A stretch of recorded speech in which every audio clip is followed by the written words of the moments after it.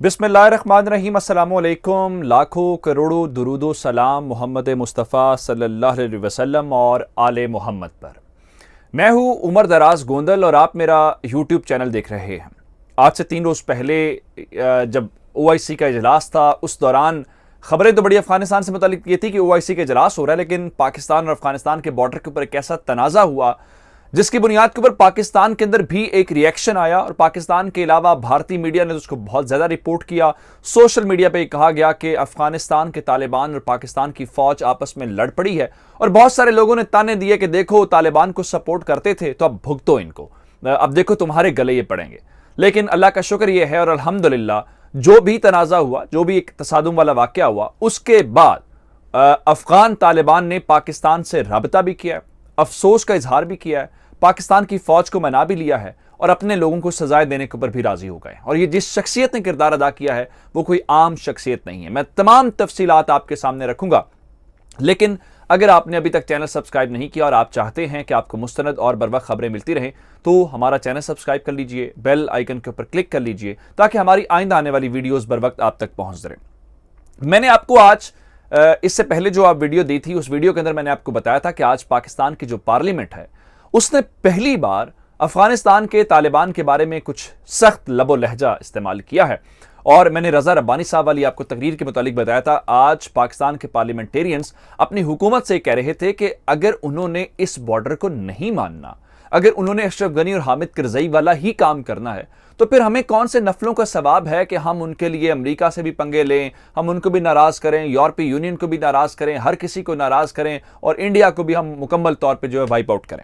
इस सारी चीज को लेके हमने कहा हमें सोचना चाहिए कि इनका होना, इनकी हुकूमत होना हमारे लिए खतरे का बायस है या नहीं है। और मैंने उस वीडियो के आखिर में आपको बताया था कि अब एक ही रास्ता है जो पाकिस्तान सोच रहा है, वो ये है कि या तो ये डिसोन करें, उन लोगों को सजाएं दें, तो फिर हमें समझ आएगी। और उसके बाद चंद घंटों के बाद उसका असर हमें नजर आ गया। मैं उससे पहले एक और खबर आपको बताना चाहता हूं। जैसे ही तनाजा हुआ, एक तो इंडियन मीडिया और इंडिया इसके ऊपर प्रोपेगेंडा कर रहा था और दूसरा वॉइस ऑफ अमेरिका, आपको पता है कि अमेरिकी एक मीडिया है और उसको वॉइस ऑफ अमेरिका को फंडिंग भी उनकी गवर्नमेंट करती है और वो अमेरिकन जो ये मीडिया है उसने स्पेशल इस चीज को कवरेज दी और कवरेज जिस एंगल से दी वो बहुत खतरनाक था।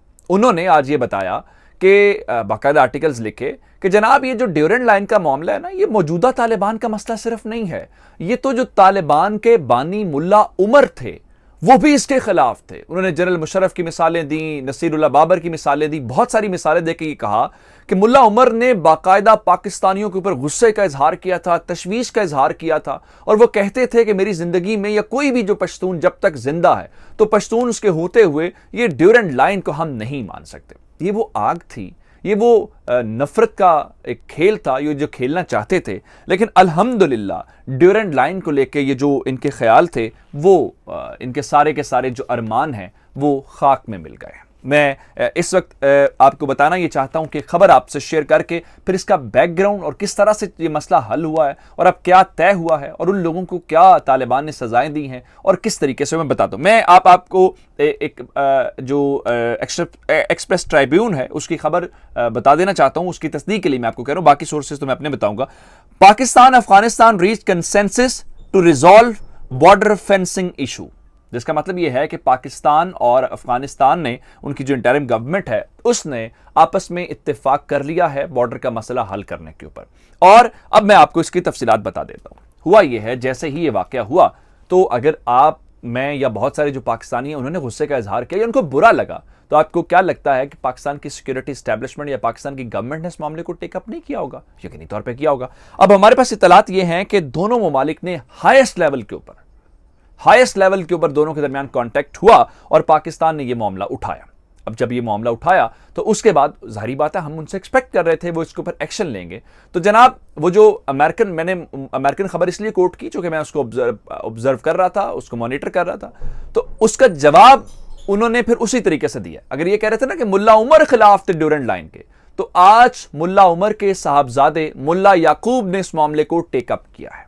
सिर्फ टेकअप नहीं किया बल्कि मुल्ला याकूब साहब जो हैं, जो वजीर दिफा भी हैं अफगानिस्तान के, उन्होंने जो नंगरहार सूबा है जहां पे ये तनाज़ा हुआ है वहां पे उन्होंने दौरा किया है और दौरा करने के हवाले से उन्होंने पाकिस्तान को यकीन दिलाया है कि अब ऐसा कुछ नहीं होगा। और उसके अलावा तालिबान लीडरशिप ने पाकिस्तान को यह भी कहा है कि जो वाकया हुआ है वो नहीं होना चाहिए था दोनों ममालिक के दरमियान, और फिर उन्हें इस मामले के ऊपर अफसोस है। और एक और बात जो उन्होंने क्लैरिटी के साथ की है, जो मैंने आपको कहा था कि डिसोन करना पड़ेगा इस एक्शन को, क्योंकि ये डिसरिस्पेक्ट थी जो पाकिस्तान के बारे में डॉक्टर बशीर कह रहे थे कि जनाब हमें आपके खिलाफ लड़ते हुए उससे ज़्यादा खुशी और सवाब मिलेगा जो हम यहूदियों के खिलाफ जो है वो लड़के हमें मिला है, तो तुम लोग नीचे आना, मैं जंग डिक्लेयर कर दूंगा। फिर मोहम्मद वाली मैंने आपको खबर दी। अब मुल्ला याकूब साहब ने पाकिस्तान अफगानिस्तान के बॉर्डर के ऊपर खड़े होकर इस बात की तस्दीक किया, उसको डिसॉन करते हुए कहा है कि जो एक्शन हुआ है वो जो तालिबान की मरकजी क़यादत है, यानी जो गवर्नमेंट है उनके अप्रूवल के साथ नहीं हुआ, और वो इस एक्शन के साथ नहीं खड़े, ये जो एक्शन उनकी लीडरशिप या जो मकामी कमांडर है उसने लिया, बल्कि वो पाकिस्तान के साथ, अपने भाइयों के साथ खड़े हैं। और एक और बात, पाकिस्तान का शुक्रिया किस बात के ऊपर अदा किया गया है कि पाकिस्तान ने इस मामले की संजीदगी को, इसकी सेंसिटिविटी को समझा है, और पाकिस्तान ने उस तरह से रिएक्ट नहीं किया जिस तरह से उसको करना चाहिए था।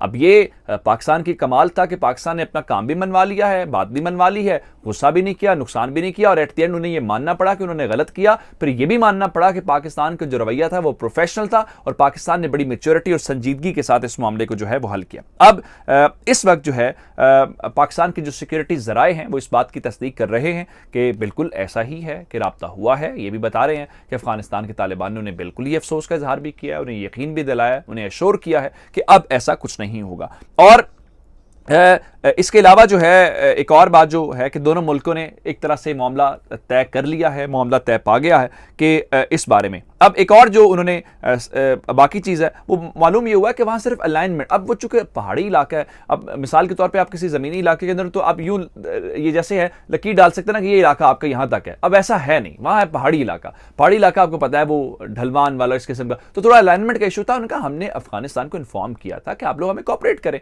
अगर वो थोड़ी मिसअंडरस्टैंडिंग हुई भी है तो वो ठीक है। अब जनाब तालिबान ने जो तस्दीक की है, एक तो ये कि अफसोस वाली बातें, बाकी सारी, बाकी जो मकामी उनके जितने कमांडर्स हैं तालिबान के, उनको बड़ी सख्त सजाएं और सरजनिश उनकी हुई है। उनको ये कहा गया है कि आइंदा इस किस्म का कोई वाकया हो और आपने उसके अंदर अप्रूवल जो मरकजी क़यादत का है उसके बगैर कोई खुद से एक्शन नहीं लेना, जिससे दोनों मुल्कों के दरमियान गलत फहमी जन्म ले।